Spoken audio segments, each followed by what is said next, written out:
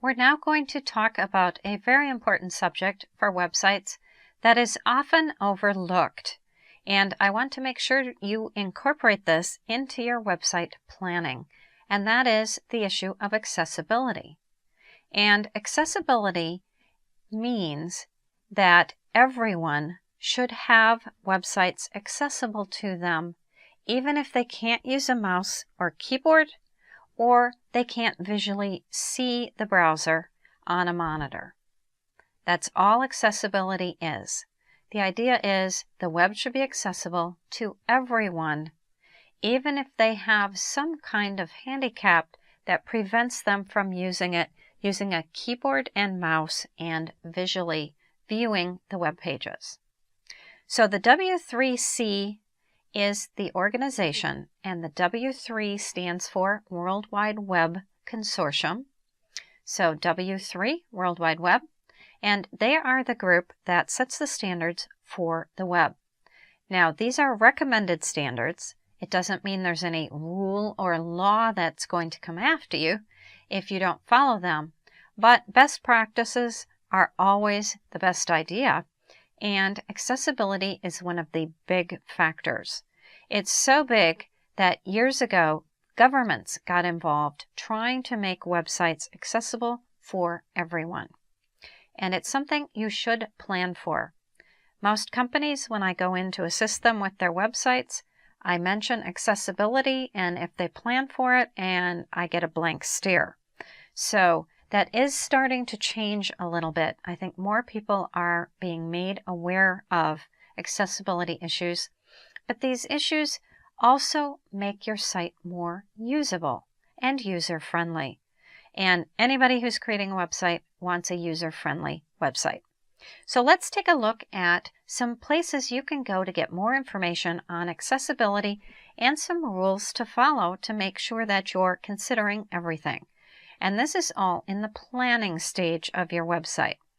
So the basic w3.org is the website to go to, and this is the World Wide Web Consortium, and in the left-hand side you can see there's accessibility listed right here.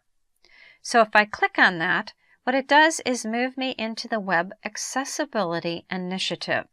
And this is a big initiative that's global. This is not just a specific country type of accessibility. This is a global issue. And what we've done is moved into what's known as the Web Accessibility Initiative.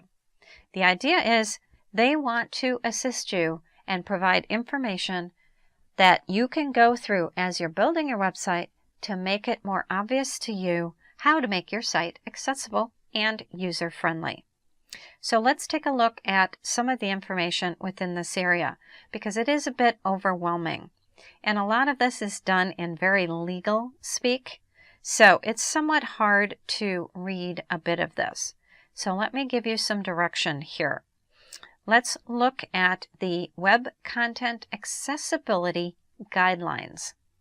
And these are guidelines to follow if you're creating a website. And you can see under Guidelines and Techniques in this left-hand side, we are in the Web Content area. And there's a how to meet, there's all kinds of information in here. But let me just highlight a few things for you. So the idea is, this is where web content developers and authors can come to get information.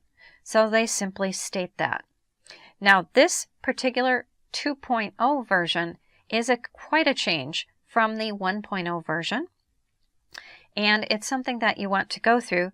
The 1.0 version, and they state it right here fairly easily, the 1.0 version had different priority levels. And what you did was you determined what priority level you want to go to. When they revamped it, they completely revamped it. Now it's based on 4 principles. And those 4 principles also have 3 levels available within each principle of A, AA, and AAA. So let's take a look at what those are. Now, getting started with web accessibility, it gives you some basics right here. And as I said, there's a lot of information in here. But what are the essential components needed? Well, let's take a look. These are things to think about as you're in the planning phase for your website. What is the content? And how are you going to display that content or get the information from that content across to somebody if they can't visually see an image or they can't hear a video? You have to consider those types of things. It also mentions web browsers, media players, what type of device is going to be viewing your content. Screen readers. Are users going to be using some additional types of technology in order to be able to view your web page? Also, what are the users that are going to be coming to your website? If this is an intranet for a major company, you know who the employees are who are going to use it, so you have some control. If this is out on the internet, you don't know who the users are, so you really have to pay more attention to the accessibility piece because your user base is much broader. So this just kind of is an overview here of how it all works together. So what are the essential components?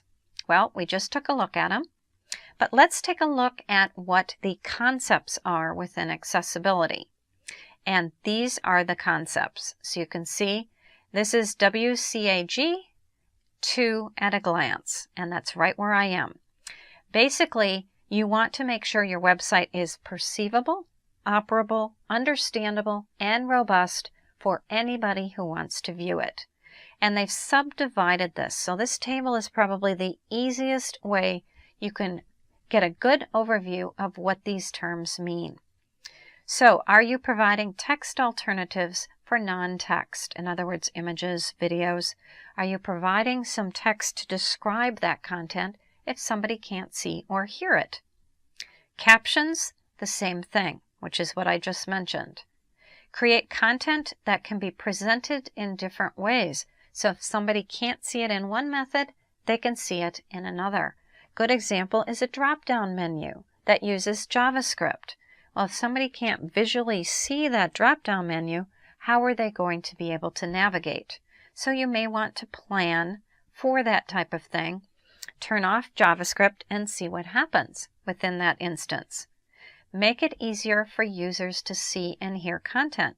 You have to think about what it would be like if you covered your eyes and tried to navigate your website, or couldn't use a keyboard and mouse and needed to use a screen reader and give the screen reader instructions for your website.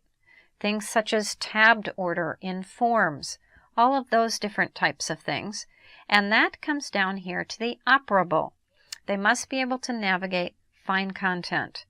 Another important one here that people don't think of is make sure there isn't anything that might trigger or cause an issue for people with seizure conditions.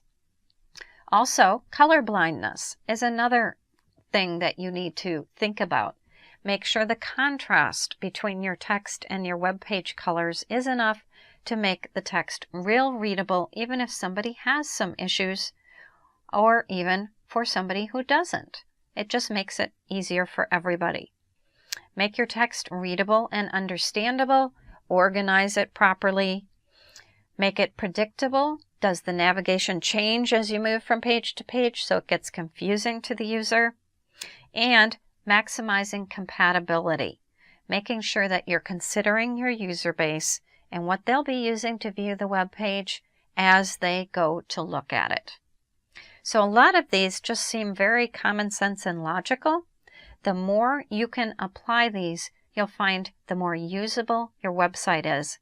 Even if it's for people who don't have accessibility issues, it makes it better for everyone. So if you need more information, the w3.org website is the place to go. And I've given you a highlight of some of the more important pieces within this area because it's a pretty extensive website. But that is some information on accessibility and things to consider as you're planning and creating your website. Thank you for watching Educator.com.